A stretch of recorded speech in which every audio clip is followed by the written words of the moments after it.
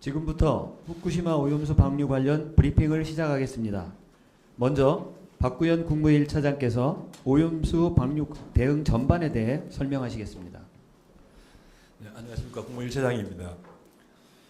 오늘은 제가 직접 여러분들께 좀 현안을 설명드릴 사항은 없고요.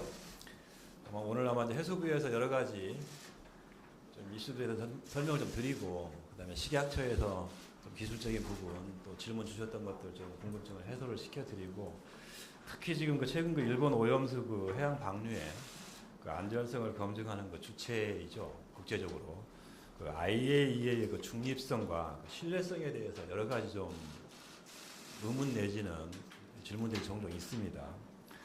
그래서 이런 부분에 대해서 제가 설명을 드리면 공정성이나 신뢰성에 좀 의구심이 있을 것 같아서, 마침 저희 국내에 IAEA에서 직접 담당 분야 국장님으로 근무하셨던 분이 학교에서 지금 강의를 하고 계셔서 이번 기회에 한번 모셔서 설명을 좀 드리고 좀 이해를 해드리는, 높여드리는 그런 기회를 삼으려 했고요. 우선 해수부하고 식약처에서 좀 설명을 드린 다음에 성함은 한필수 박사님이십니다.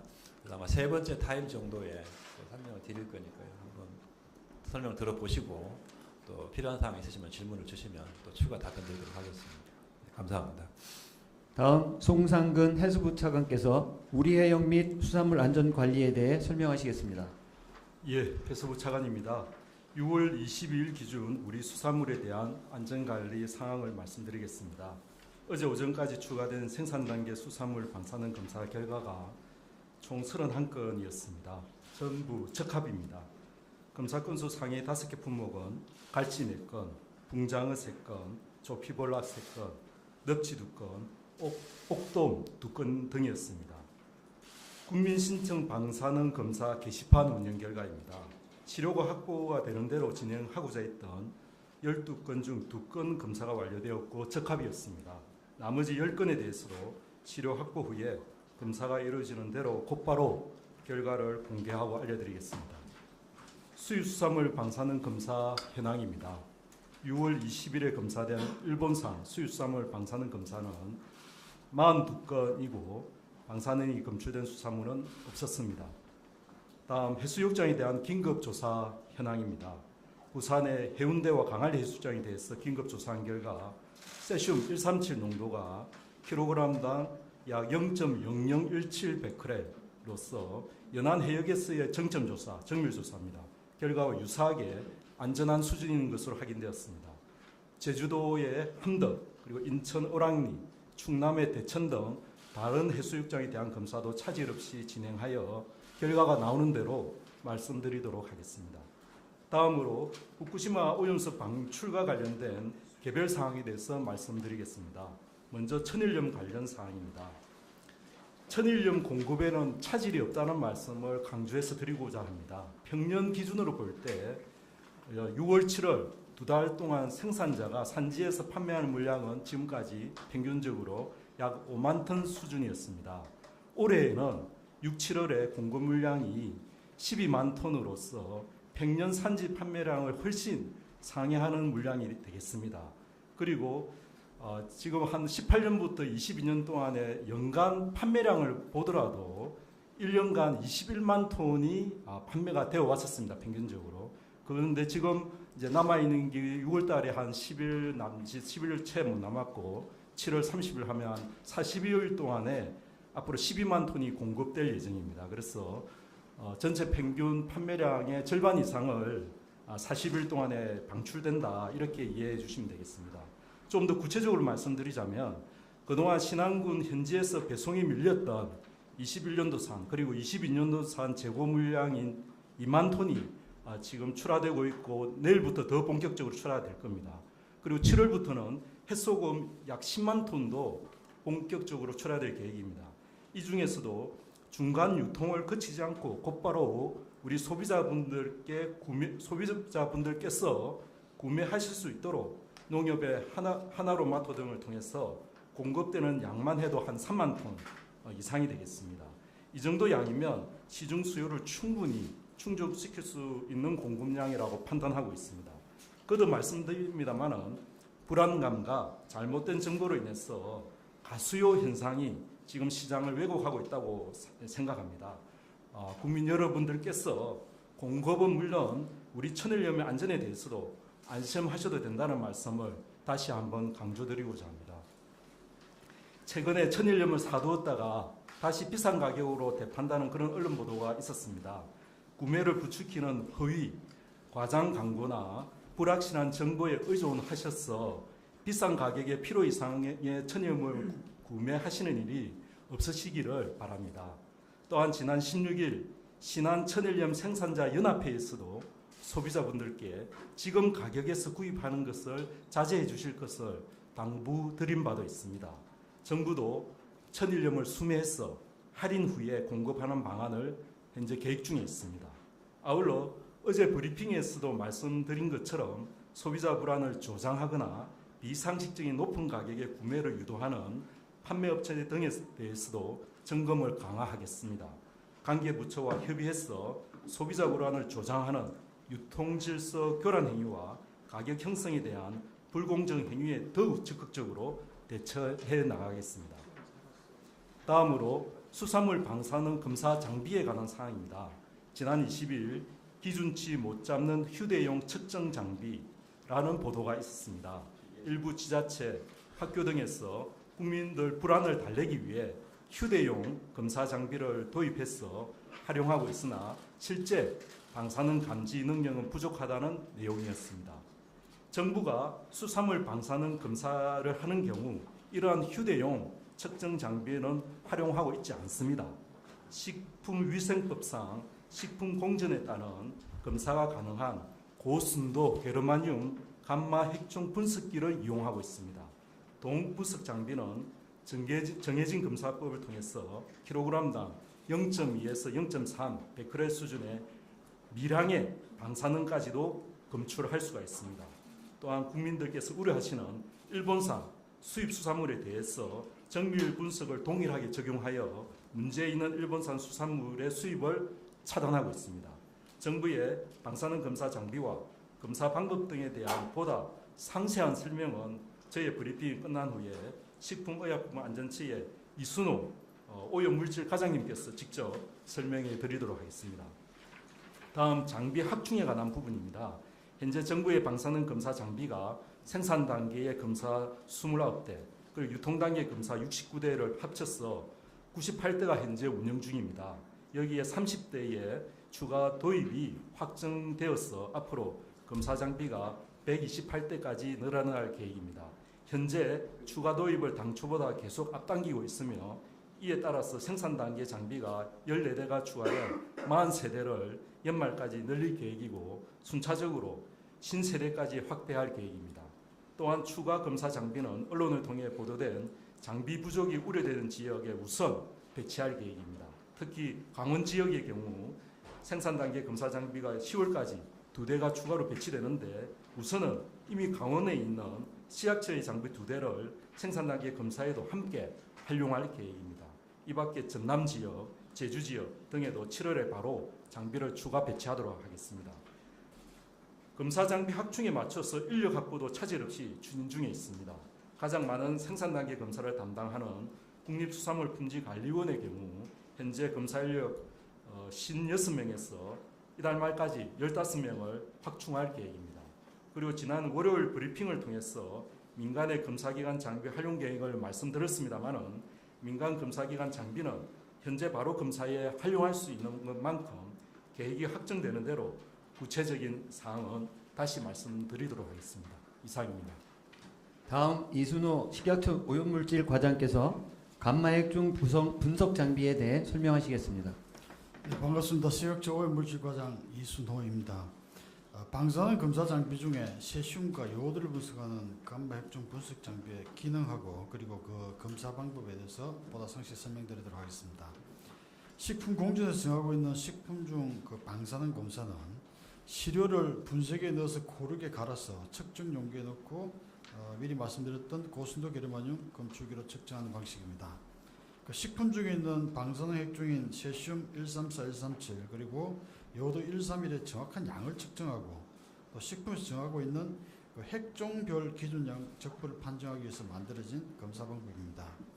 측정 시간은 2시간 47분 약 10,000초를 측정하고 있고 세심 기준이 저희들 100으로 운영하고 있는데 검출할 수 있는 한계는 0.에서 0.3까지 오염되어 있다면 검출이 가능합니다.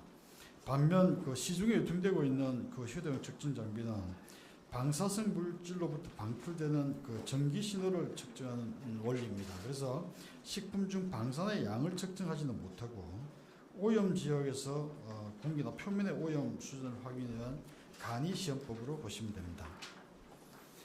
그 공간의 방사능을 신속하고 간편하게 측정한다는 그런 장점은 있지만 핵종 구분이 되지 않고 또 자연 방사선도 함께 검출되는 등 정확한 값을 측정할 수 없고 미량까지 검출할 수 없다는 단점이 있습니다.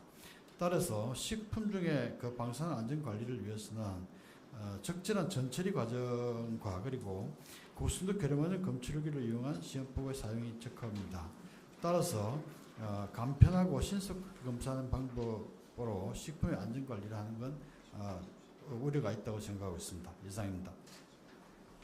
다음 한필수 전 IAEA 방사선 수송 폐기물 안전국장께서 IAEA 관련 사항에 대해 설명하시겠습니다. 예, 반갑습니다. 제가 IAEA 근무하면서 후쿠시마 관련된 여러 업무에 관여를 했었습니다. 그래서 그와 관련해서 특히 오염수 관리 관련한 IAEA 조사단 활동, 그다음에 그거에 대한 여러 가지 최종 결과물 정리했던 그런 경험을 바탕으로 제가 말씀드리겠습니다. 제가 그 IAEA의 그 방사선 안전, 그다음에 폐기물 안전을 담당하는 국의 국장으로 2011년부터 근무를 했습니다. 제가 1월 4일 날 부임을 했는데 그해 3월 11일 날 후쿠시마 사고가 발생했습니다. 그래서 이제 그 사고가 이제 발생을 하고 사고 발생의 원인 규명, 수습 차원의 그 어떤 분석을 하는 팀이 있고 저희 부서는 방사선 안전, 폐기물 안전, 환경 안전 부분에서 여러 가지 조사 내용을 저희가 정리를 해서 근 한 석 달에 걸쳐서 매일 오후 3시에 멤버 스테이트 한 100여 명 해서 200명 이르는 그런 대표들 대상으로 계속 정리해서 그 발표했던 기억이 있습니다.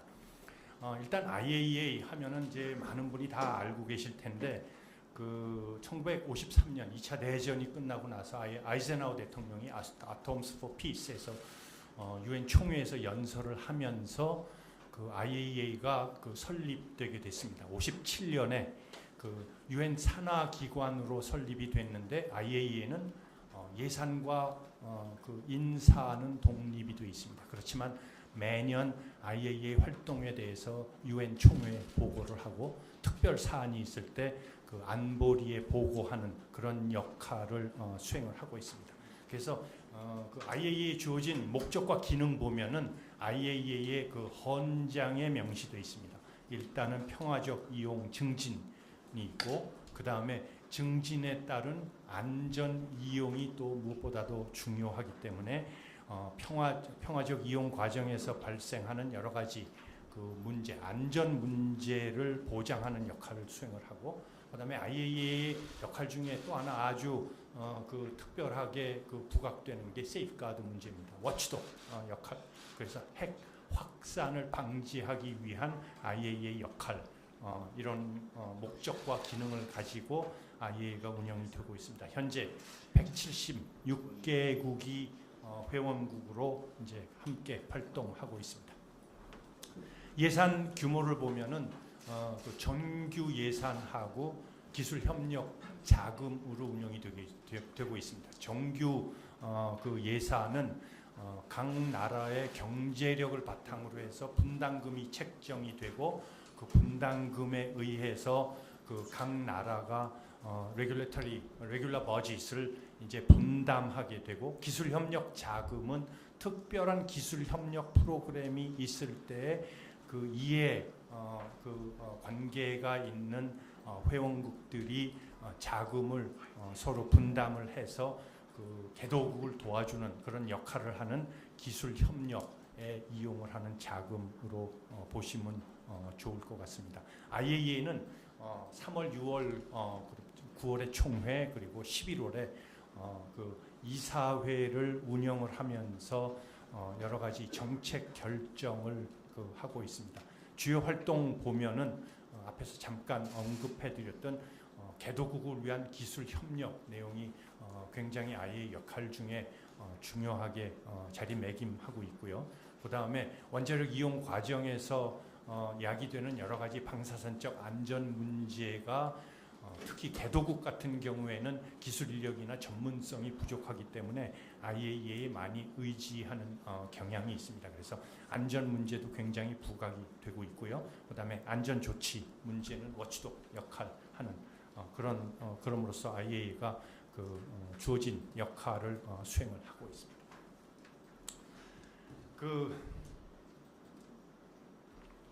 IAEA가 이제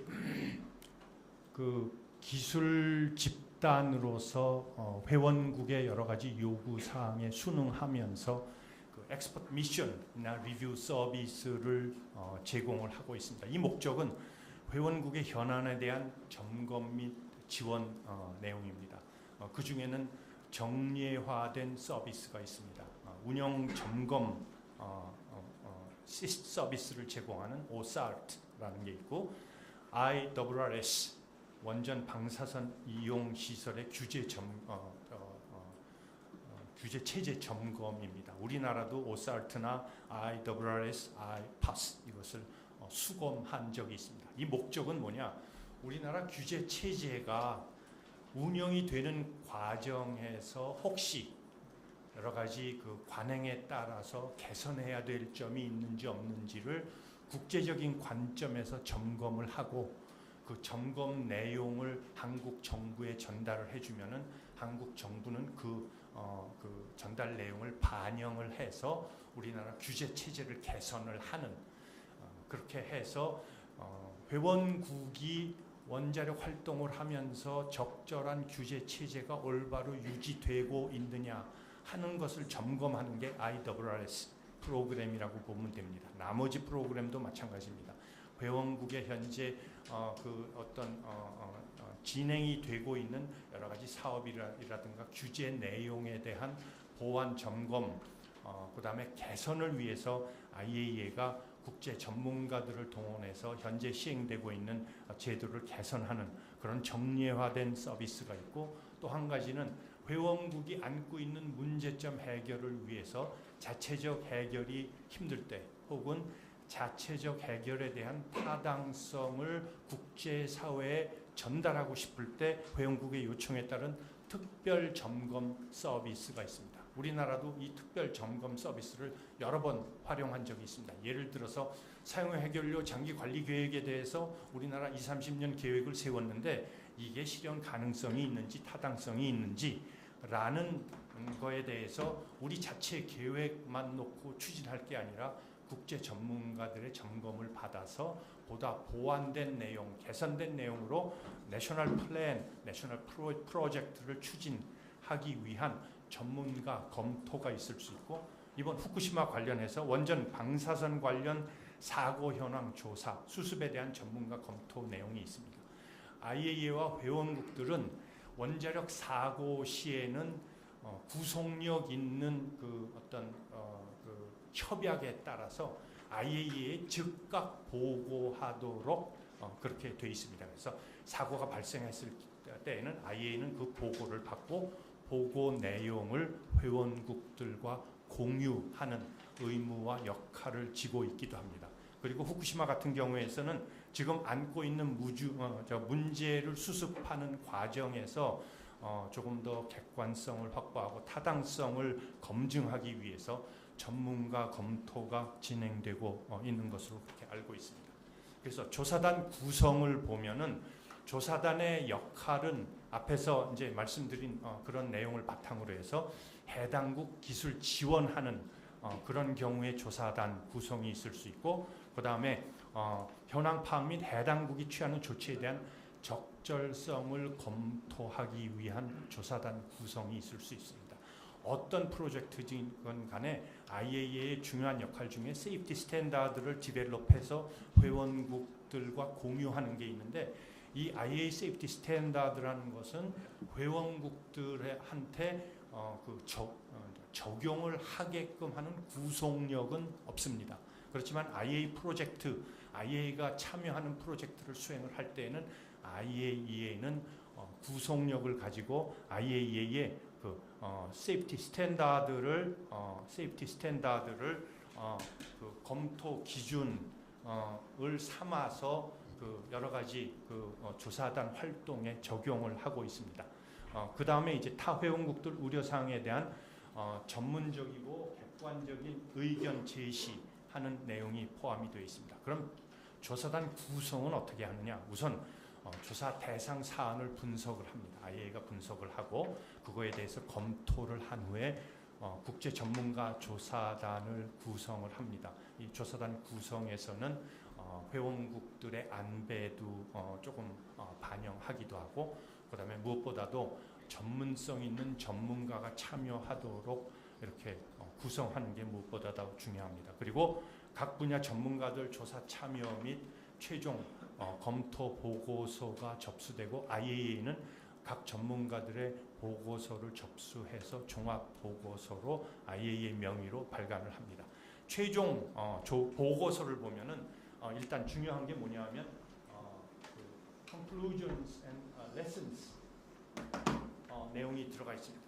이제 조사 과정에서 발견한 점, 그다음에 그거에 대한 내용을 쭉 나열을 하고, 그다음에 good practice, 바람직한 조치 사항을 꼭 명시를 합니다. 이거는 조사가 조사 대상국을 목적으로만 한 게 아니고 조사 대상국에서 시행을 하고 있는 좋은 선례들을 회원국들하고 공유하기 위해서 good practice는 꼭 포함이 됩니다. 그래서 다른 회원국들도 이런 good practice를 전용하도록 저희들이 유도하는 그런 역할도 IAEA가 하고 있고, 그 다음에 이제 조사 과정에서 이제 확인한 내용들을 중심으로 건의 사항과 그다음에 최종적으로 추가 조치 요구 사항이 최종 서술되게 됩니다. 건의 사항은 비교적 단순한 그런 보완 조치 내용이 명시되고, recommendation은 향후에 추가로 뭔가 조치가 돼야 될 사항들이 명시됩니다. 이번에 후쿠시마 보고서에 저는 조사 과정에 참여하진 않았지만 같은 유형으로 보고서가 발간될 것이고, 우리나라 입장에서는 IAEA가 어떤 레코멘데이션을 일본 측에 제공했느냐 하는 것을 바탕으로 향후 우리가 일본에서 취하는 조치에 대해서 우리가 어떤 차원으로 어떻게 점검하면 되겠는가 하는 힌트를 얻을 수 있지 않을까, 저는 개인적으로 그렇게 생각을 합니다. 그리고 최종 보고서의 신뢰성은 IAEA는 세이프티 스탠다드 자체에 단어 하나의 미스가 생기지 않도록 거기에 로여가 참여하고 에디터가 참여해서 IAEA 세이프티 스탠다드에는 오류가 발생하지 않도록, 그리고 국제기구이기 때문에 국제기구가 참여해서 시행하는 여러 가지 조치, 발언 이런 거에 대해서는 오류가 없도록 하는데 IAEA는 굉장히 신경을 많이 씁니다. 그래서 조사단이 조사하는 과정에서도 자체적인 독립성을 유지하려고 굉장히 신경을 많이 쓰고, 가능하면 해당국의 영향을 받지 않으려고 노력을 합니다. 물론 해당국에서는 여러 가지 문제점에 대해서 IAEA하고 협의하는 과정에서 여러 가지 요구사항이 있기는 하지만, 일단 전문적인 객관적인 타당성 있는 결과를 내기 위해서 IAEA 조사단은 그 조사를 시행을 하고 있다는, 그래서 여태까지 여러 가지 보고서가 발간이 됐는데 전문성, 객관성 논란은 없었다고 제가 강조해서 말씀드리고 싶습니다. 지금 IAEA가 참여하고 있는 또 다른 어떤 단편적인 역할로 보면은 오염수 안전성 검토를 위한 TF 구성이 있습니다. 여러 나라들이 그 참여해서 각자 독립적인 안전성 평가를 수행을 하고 안전성 평가에는 여러 가지 가정이나 다른 모델이 적용이 되기 때문에 가정에 따라서 결과가 달라질 수 있습니다. 그래서 그런 것을 배제하기 위해서 서로 그 독립적인 평가를 함으로써 코드의 베리피케이션이라는 전문적인 어떤 절차, 과정을 거쳐서 그 안전성에 대한 신뢰도를 높이는 그런 역할에 IAEA가 참여하고 있고, 그 다음에 IAEA 정규 예산 국가별 분담 보면은 우리나라가 제가 있을 때에는 분담금이 한 1.2% 정도 됐습니다. IAEA 전체 예산에. 근데 우리나라 이제 경제력도 많이 향상됐고 그렇게 해서 현재는 한 2.5% 되는 것으로 그렇게 되어 있습니다. 분담금은 이렇게 분담을 하지만 이거는 경제 규모에 따른 거진 자동적으로 그 어떤 그 분담되는 분담금이고 여기로부터 예상되는 여러 가지 이권은 뭐 겉으로 나타내는 그런 역할은 없습니다. 물론 이제 그 어떤 포스트에 그 해당국 전문가를 임용을 할 때 여러 가지 조금 그 배려는 있기는 하겠지만 그 이상의 다른 영향력은 그리 크지 않다고 제가 말씀드리고 싶습니다. 이상 제 그 발표를 정리해서 이제 마감하겠습니다. 한 가지 그 제가 말씀드리고 싶은 건 저도 그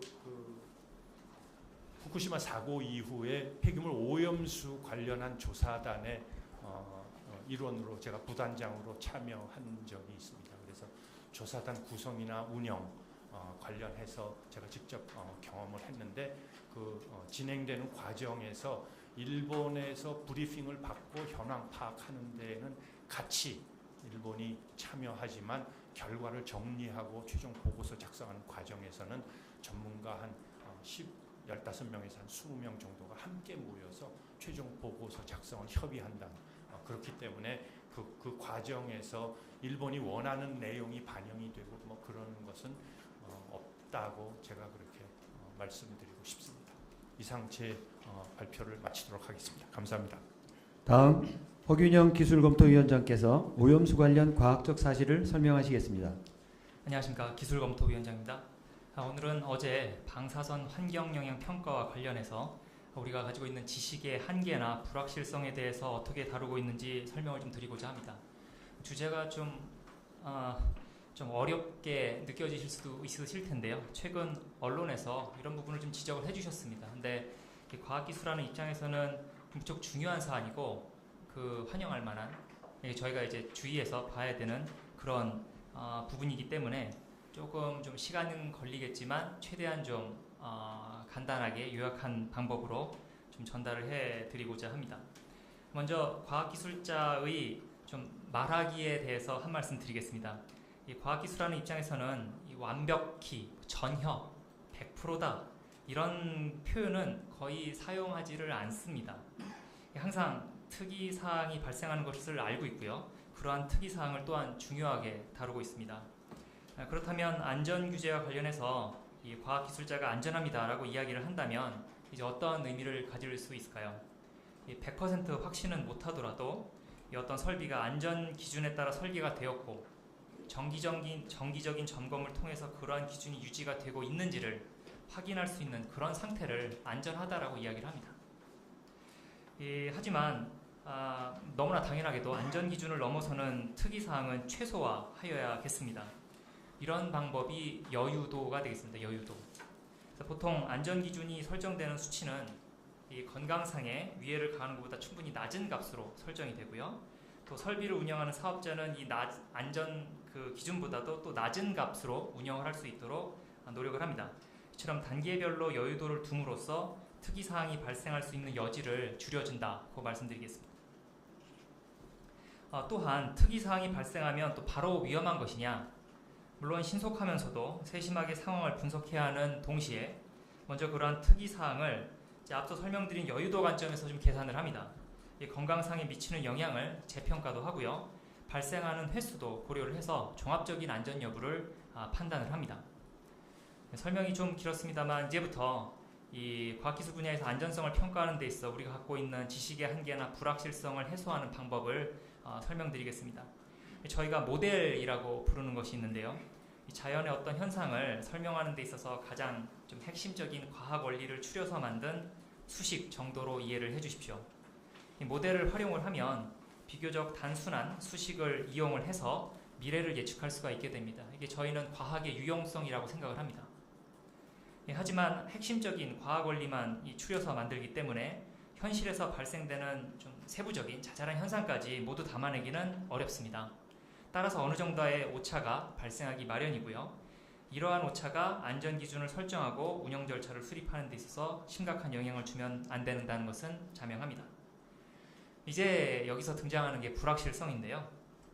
우리가 모델을 만들 때 모든 현상을 완벽하게 이해하고 반영하는 것은 아니기 때문에 생기는 불확실성이 있고, 설령 완벽한 현상에 대한 이해라 하더라도 입력값이 가지고 있는 그 산포로 인해서, 그 분포로 인해서 생기는 불확실성도 있습니다. 이와 같이 이 불확실성은 과학기술 어떤 방법에 있어서는 좀 불가피하고 일종의 근원적인 것이 되겠습니다. 그래서 그와 같은 불확실성을 보완하기 위해서 합리적이면서도 보수적인 가정을 모델에 대입을 하고, 그럼에도 불구하고 그 결과가 여전히 기준치를 만족하는지를 확인하는 일종의 대안을 채택하고 있습니다. 이게 이제 문서에서 보시는 불확실성 분석이 되겠습니다. 이 방사선 환경영향 평가에서는 일반적으로 방사성 핵종의 측정 불확실성, 어떤 핵종이 있는지 이런 어떤 존재에 대한 불확실성, 각종 계수, 가중치에 대한 모호한 점, 분석 범위, 분석 기간 이런 부분에 대한 불확실성까지 포함을 해서 불확실성 분석을 수행을 하고요. 따라서 결론적으로 이러한 분석 과정은 결과의 신뢰성을 높여주는 과정이다라고 요약하겠습니다. 어제는 시간 관계상 미처 말씀을 못 드렸습니다만 그 도쿄전력의 보고서에서도 여러 종류의 불확실성 분석이 수행된 것을 직접 확인하실 수가 있습니다. 이는 도쿄전력이 그들의 분석 한계를 인정하면서도 동시에 이를 보완하는 과정을 설명한 것으로 이해를 하시면 되겠습니다. 다만 이러한 불확실성 분석 과정은 입력 자료의 선정 또는 그 보수성에 대해서 검토가 되어야 된다는 점은 필요하겠습니다. 검토가 되는 부분이 필요하겠습니다. 제가 오늘 준비한 내용은 여기까지입니다. 감사합니다. 이어서